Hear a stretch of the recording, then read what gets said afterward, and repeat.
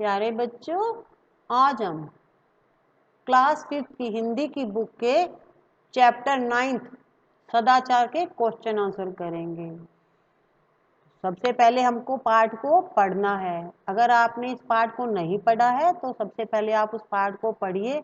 इसके लिए आप हमारा वीडियो देखिए जिसमें हमने इस पाठ को पढ़ रखा है। तो आज हम क्वेश्चन आंसर करेंगे। पाठ को पढ़ेंगे तो आपको क्वेश्चन आंसर आसानी से समझ आएंगे और याद भी होंगे। जब तक आप पाठ नहीं पढ़ोगे तो आपको क्वेश्चन आंसर थोड़ा टफ लगेंगे। तो सबसे पहले हमारा होता है अभ्यास कार्य, जिसमें आता है शब्द अर्थ। पहला हमारा शब्द है सदाचार। इसका अर्थ होता है अच्छा व्यवहार या नैतिक आचरण। संयम, नियंत्रण, सद्गुण, अच्छा गुण, विचरण, घूमना फिरना, विपत्ति, संकट। अब कुछ कठिन शब्द हैं, इनको आप मेरे साथ साथ बोलिएगा। सद्गुण, सत्पुरुष, अखंड, संपर्क, विपत्तियां, परिस्थितियां, सर्वत्र, आदर्श, इज्जत, मनुष्य, शक्ति, सामर्थ्यवान। आप ये कठिन शब्द जितना बोलोगे उतना जल्दी आपको ये बोलने आएंगे। सोचें और बताएं। अब हम ये 3 क्वेश्चंस हैं, इनके आंसर करेंगे। पहला है सदाचार किसे कहते हैं? इसका आंसर है समाज के नियमों के अनुकूल किए गए कार्य को सदाचार कहते हैं। सेकंड क्वेश्चन है विपत्ति में क्या करना चाहिए? आंसर है विपत्ति में विचलित नहीं होना चाहिए, पूरी ताकत से उसका मुकाबला करना चाहिए। थर्ड क्वेश्चन है सद्गुण से क्या तात्पर्य है? व्यवहार में अच्छे गुणों का होना सद्गुण कहलाता है। अब है हमारे रिक्तस्थान, हमें इनकी पूर्ति करनी है। इसमें हमें एक शब्द को लिखना है। पहला है मनुष्य एक सामाजिक प्राणी है। आपने पाठ पढ़ा हुआ है। आप जब पाठ शुरू करोगे तो सबसे पहले यही शब्द आता है कि मनुष्य एक सामाजिक प्राणी है। अगर आपने पाठ को नहीं पढ़ा है तो पहले आप पाठ को पढ़ लीजिए। समाज में रहकर वह कई तरह के काम करता है। अब दूसरा खाली स्थान है सदाचारी बनने के लिए बताइए क्या होना आवश्यक है? आपने पाठ को पढ़ा है बेटा। तो सदाचारी बनने के लिए ईमानदार होना आवश्यक है। यहां पर क्या आएगा? ईमानदार।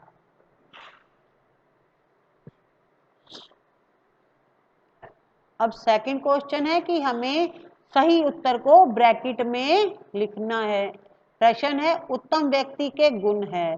तो इसमें 4 ऑप्शन दिए हुए हैं। पहला है गुरुजनों का आदर करना, दूसरा है मधुर बोलना, तीसरा विनम्र रहना और चौथा है उपयुक्त सभी। तो उत्तम व्यक्ति में हमने जो क ख ग ये पढ़े हैं ना गुण, ये तीनों ही होते हैं। तो इसमें आएगा घ। इसका सही आंसर क्या है? घ। दूसरा है सत्य बोलना एक प्रकार की तपस्या है।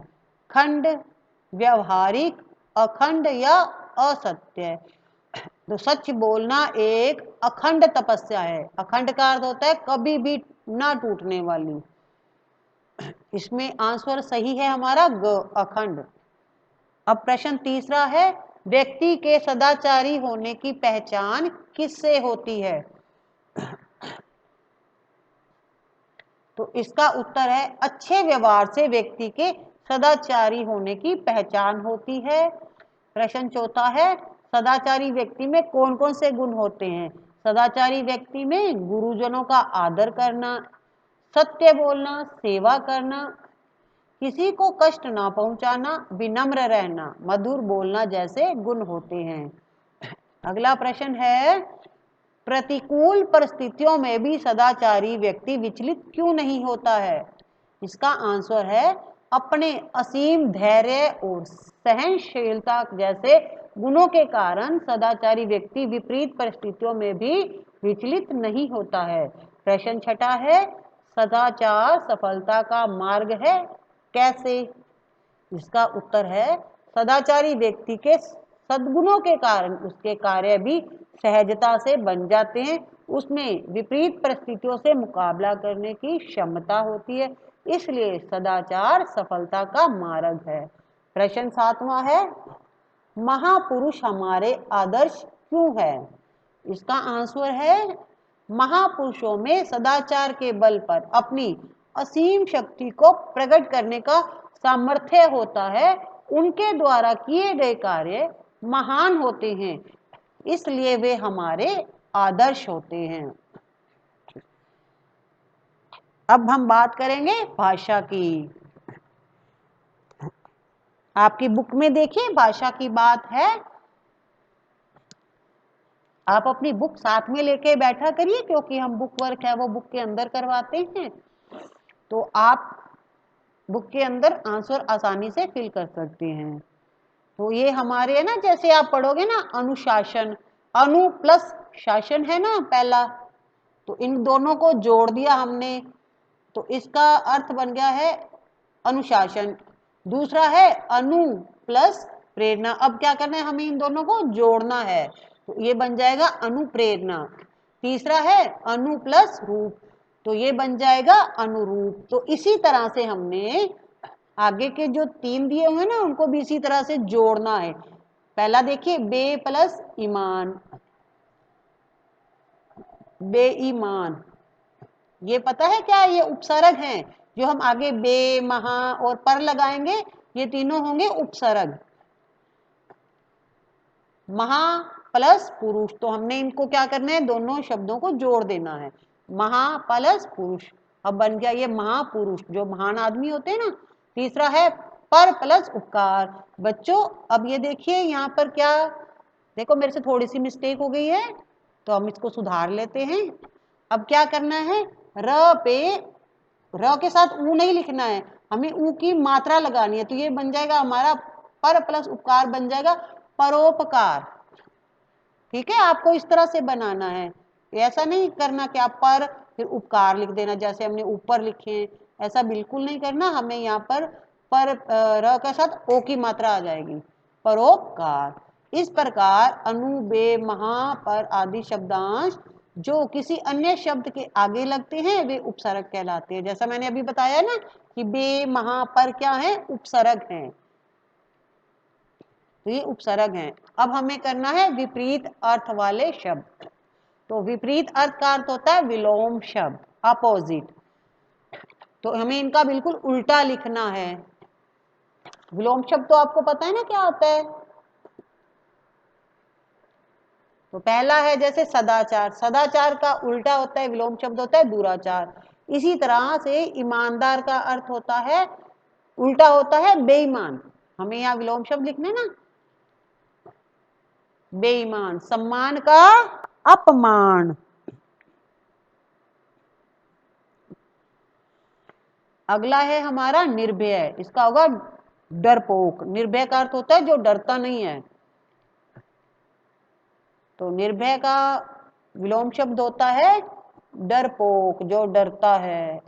अनुकूल का होता है प्रतिकूल, अनुकूल होता है जो हमारे अनुसार हो, वो प्रतिकूल होता है जो हमारे विपरीत हो। सद्गुण, सद्गुण का अर्थ होता है दुर्गुण, दुर्गुण, ठीक है, दुर्गुण। तो इस तरह से हमने ये बुक वर्क कर लिया है।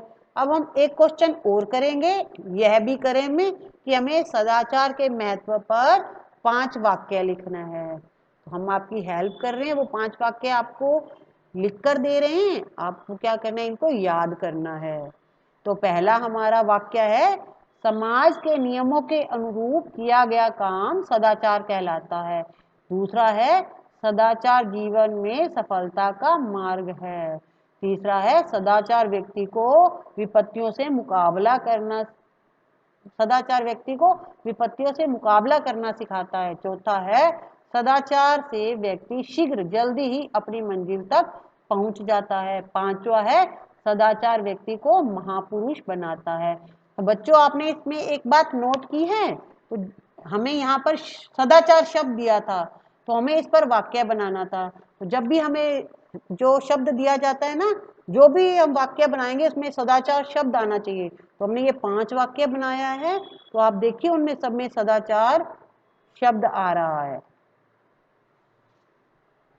तो अगला है आपको किन्हीं 2 महापुरुषों के चित्र इकट्ठे करके यहाँ पर आपको अपनी बुक में लगाने हैं। तो आप किसी भी महान पुरुष के बारे में जानकारी प्राप्त करके और आप चित्र लगाइए। ठीक है बच्चों, आज हमने इस पाठ के क्वेश्चन आंसर कर लिए। एक बात और बच्चों, आपको पाठ जरूर पढ़ना है, पाठ भी पढ़ना है तो इसके साथ क्वेश्चन आंसर भी करने हैं। Thank you.